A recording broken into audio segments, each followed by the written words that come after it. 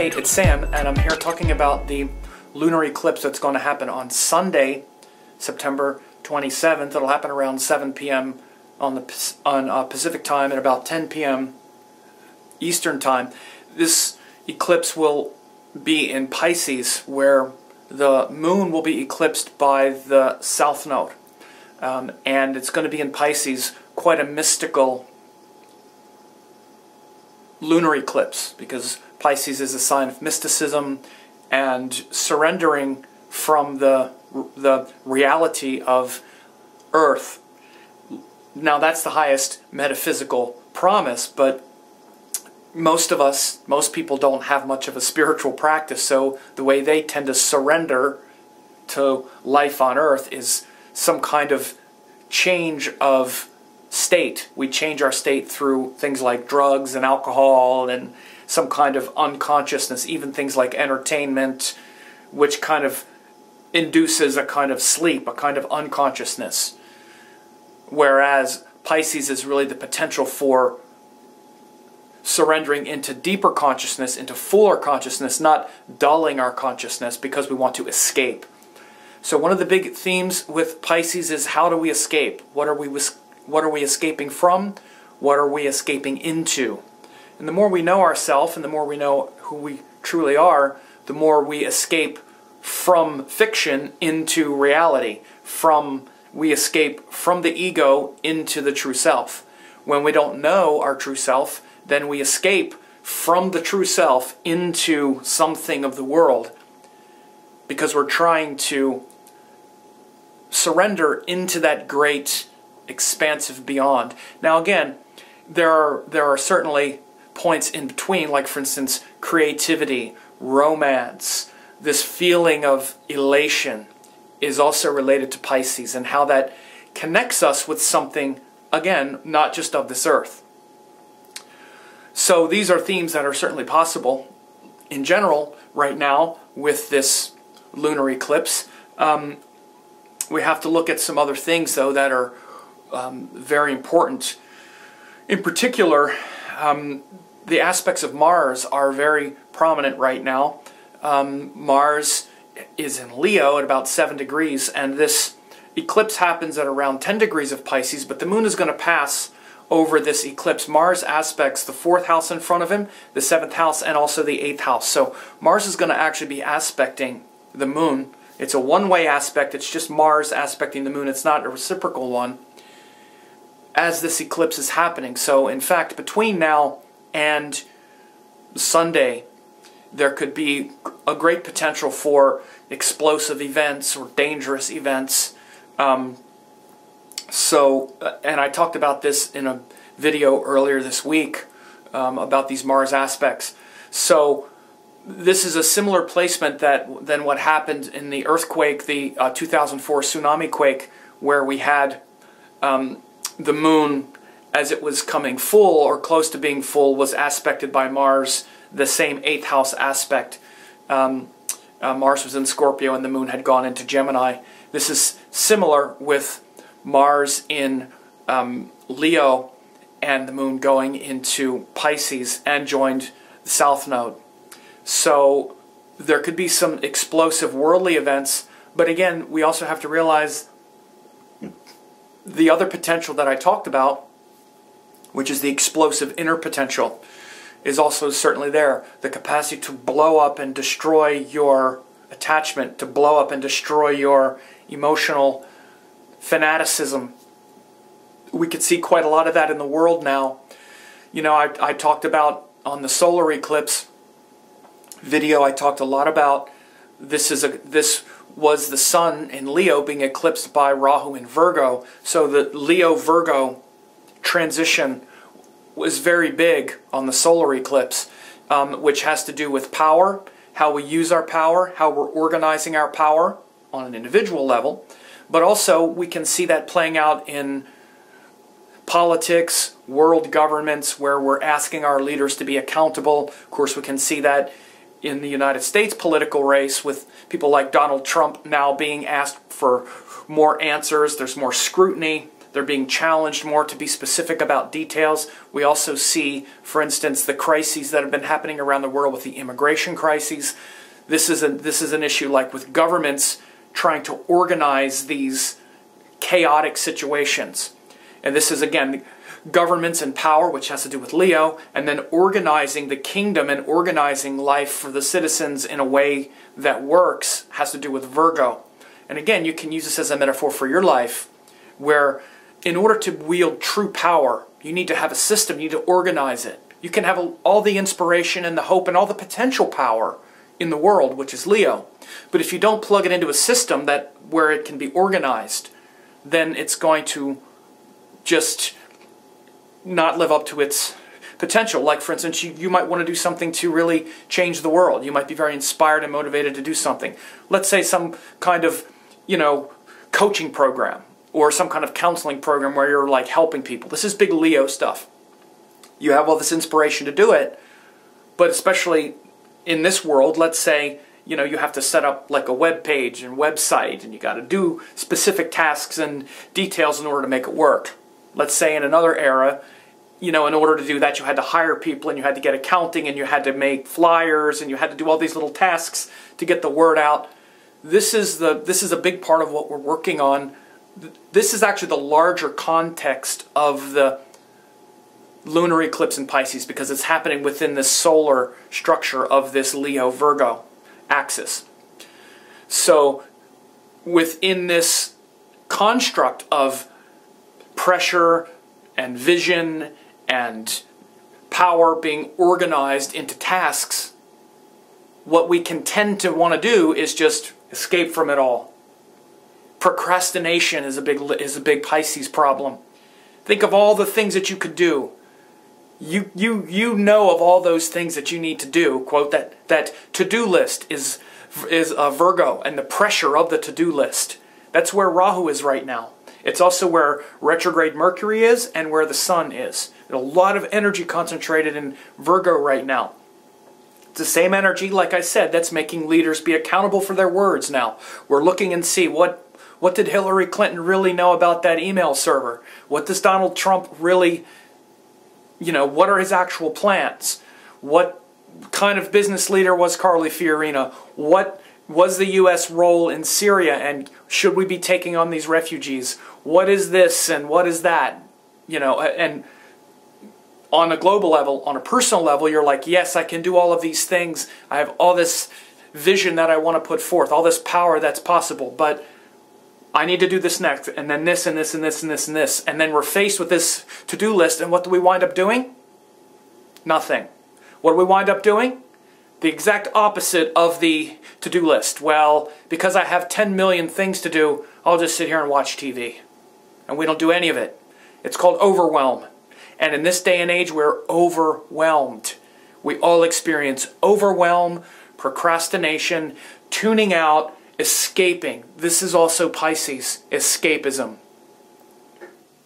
So again, you're going to hear all of the, spirituality, all these things with the Pisces eclipse. It's true, it's possible, but one of the big things is most people aren't that spiritual. Instead, they're trying to work with the details of their life, which is Virgo. And instead of procrastinating and escaping from the things in our life, especially as it relates to some kind of achievement or accomplishment that you can have in your world, now's the time to reconnect with that pure vision, with the vision that's more pure than the to-do list. Because we can get bogged down in the to-do list and then not get anything done. Whether you're spiritual or not has nothing to do with it.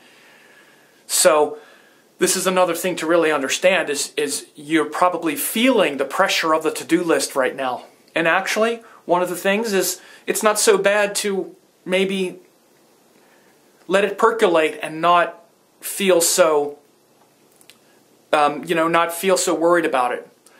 But it's also a good time to really be going through those things. And again, when we have some balance and when we have some harmony between these extremes, which is always what the eclipses bring forth, then one extreme doesn't dominate the other. Right now, the Virgo end is really dominating the conversation because that's where the sun is. And again, this is why it's so important to look at the eclipse as a cycle.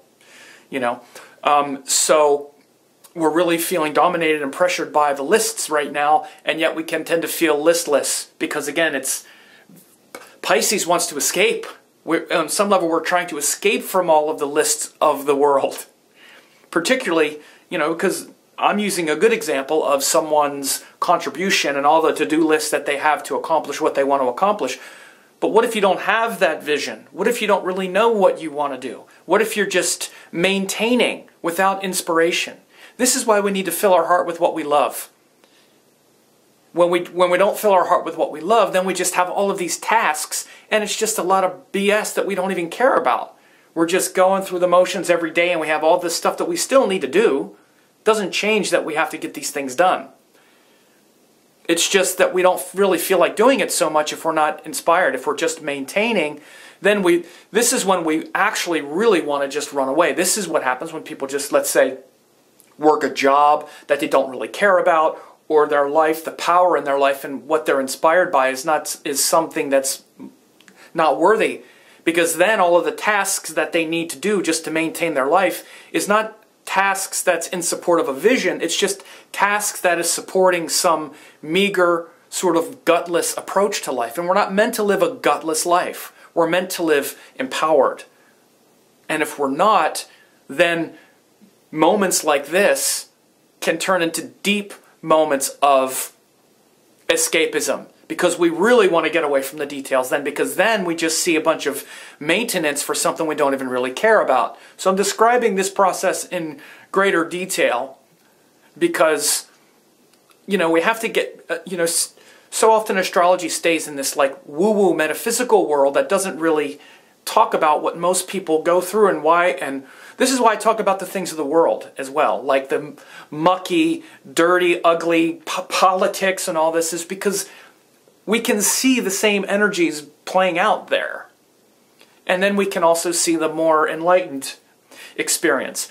You know, like you see some people have been there have been some very big winners in the last few weeks on the political stage and in life because of people who are aligned with their vision and really organizing and structuring their world have a lot of benefit now because of this Mercury retrograde in Virgo with Rahu. There's a lot of potential power in that.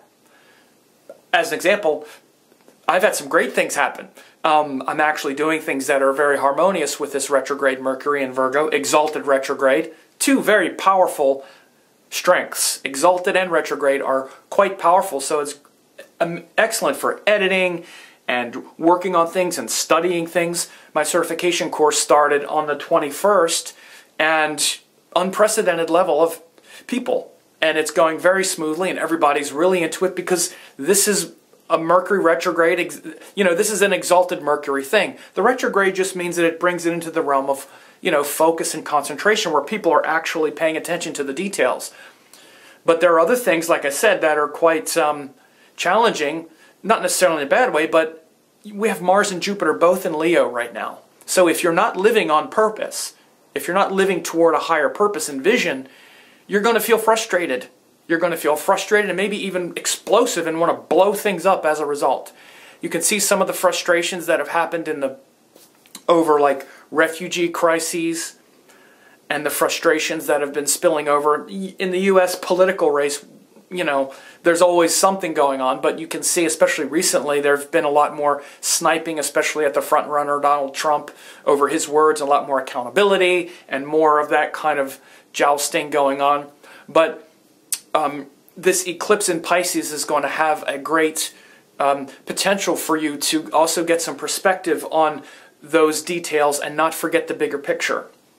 And, the thing to talk about now is also the nakshatra that it happens in, because it's going to be in the nakshatra of Uttara Bhadrapada. Uttara Bhadrapada is ruled by a deity called Ahibudnya, which is the celestial serpent.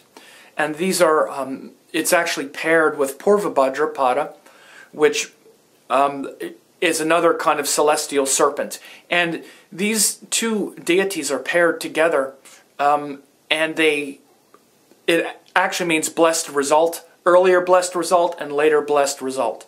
And in particular, Uttara Bhadrapada, it literally means later blessed result.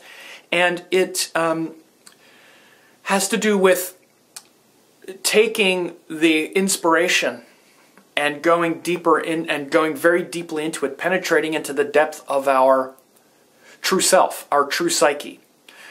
And, you know, because it's Pisces, as I said, which is this mutable water sign, where we're trying to flow with the cosmic water, not just the earthly or the heavenly water, but the celestial cosmic water. And what happens is in the earlier nakshatra, Purva Bhadrapada, is where we get a glimpse of the truth. Purva Bhadrapada has a lot to do with lightning and this glimpse of the truth that comes from heaven, this truth of who we are. That's the nakshatra before, Purva Bhadra. Uttara Bhadra is where we take that glimpse and really penetrate into it and go much more deeply into it. The serpent of the deep, Ahibunya. And the serpent of the deep, it's actually one of the what are called the Rudras, the 11 Rudras, who are incarnations of Lord Shiva. In the Shiva Sahasranama, the 1,000 names of Lord Shiva, you hear Ahibunya mentioned.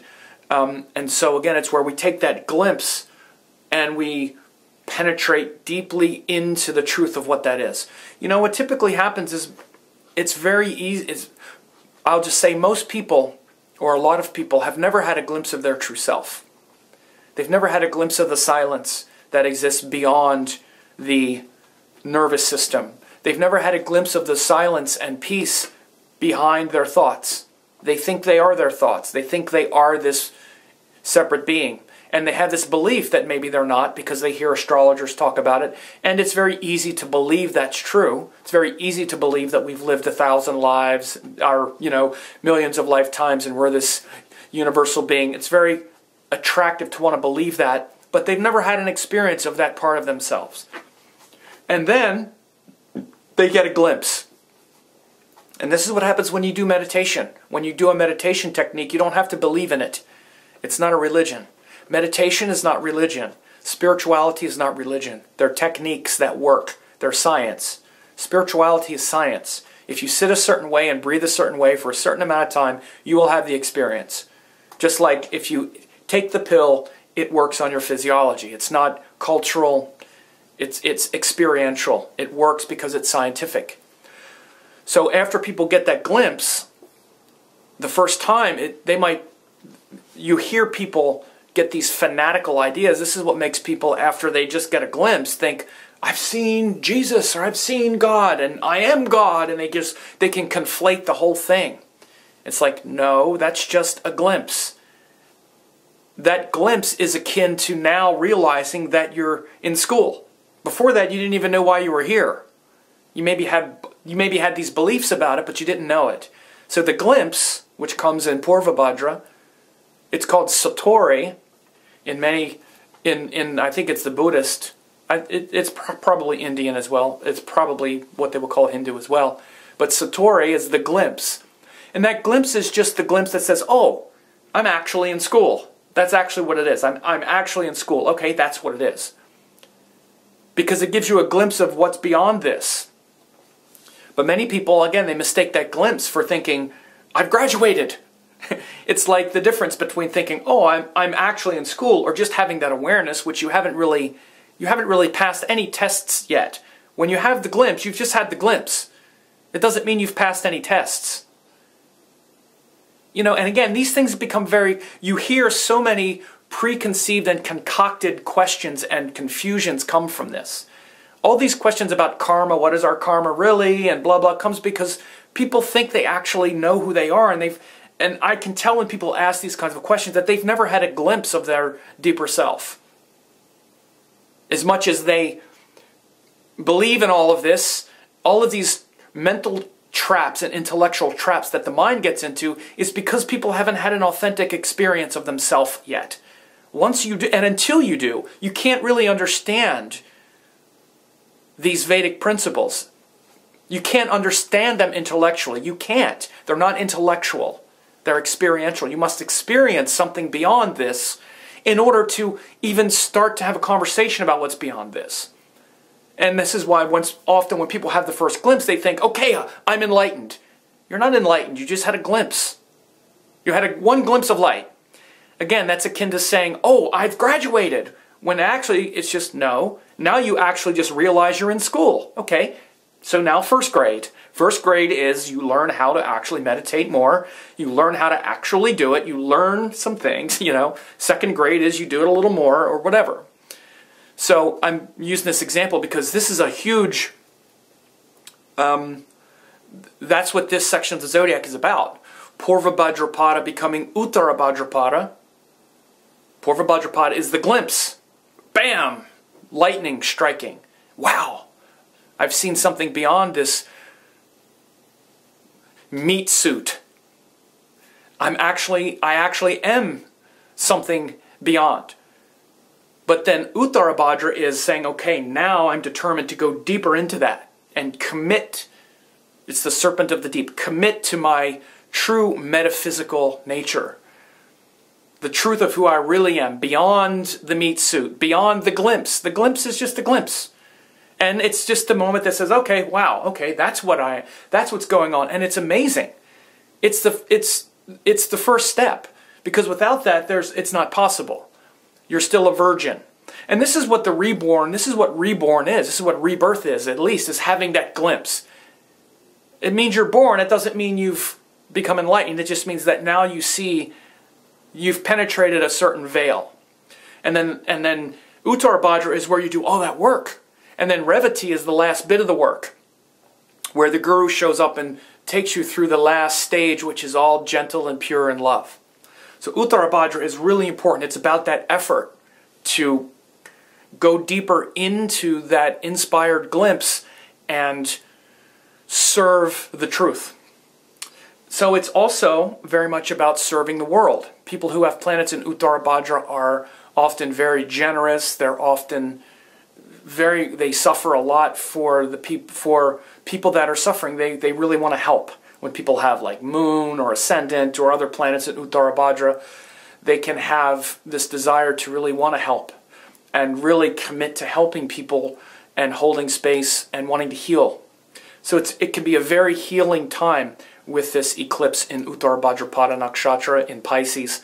A great time to surrender and really feel that transition from that spark of truth that shows you the nature of why you're actually here and who you actually are, and the transition from that inspiration and that elation, because it's very elated, to making a commitment to going deeper and deeper into it and revealing those deeper layers of consciousness which come through solitude and introspection and commitment and sadhana, spiritual practice.